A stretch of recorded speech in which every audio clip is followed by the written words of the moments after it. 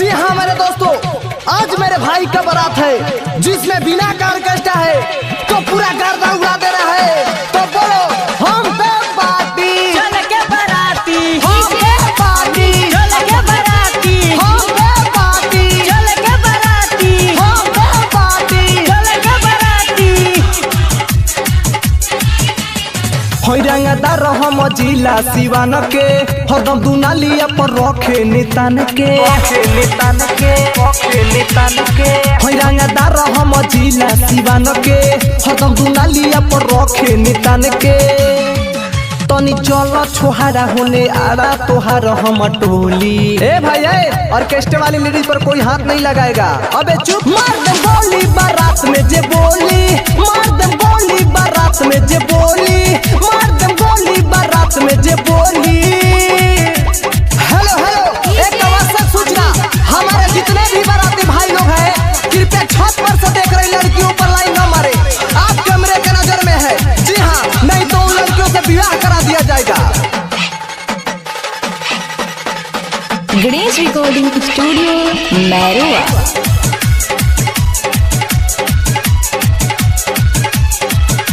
हई हम छावड़ा देहाती, हमरा से केहू नहीं आती।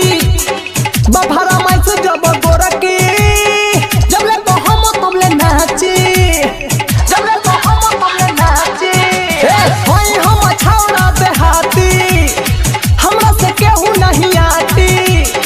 बफारा माई से जब गोरकी, जब ले तो हम तुमले नाची। सुनय ऑर्केस्ट्रा के भाई, आवो न तहरा में डालो के हिलाई। काहे भागे लुआवो न तहर चोली हम खोली। ए भाई ऑर्केस्ट्रा वाली लेडीज पर कोई हाथ नहीं लगाएगा। अबे मार दे गोली बारात में जे बोली, मार दे गोली बारात में जे बोली, मार दे गोली बारात में जे बोली। बुझले? तो जी हाँ मेरे दोस्तों, एक साल याद आ गया। पानी ना लगाना है, पानी ना डराना है, पानी ना लगाना है, पानी ना डराना है। और मेरे भाई का शादी है, कमरिया जोर से हिलाना है। हाय हम लइका के भाई, बोली जे हमें ठोकाई। मजा लिही सगरो लइका, मुँह में नोट धराई, मुँह में नोट धराई। हाय हम लइका के भाई, बोली जे हमें ठोकाई। मजा लिही सगरो लइका, मुँह में नोट धराई। बजा पाई हाँ पारा कसबा के गाना, संदीप मृत्युंजय सभे नाचे कोई जाना। सोनू मरले बदेसी के पौआ नाचो तहिली ढोली। जब जिला सिवान घर बा त कौना बात के डर बा।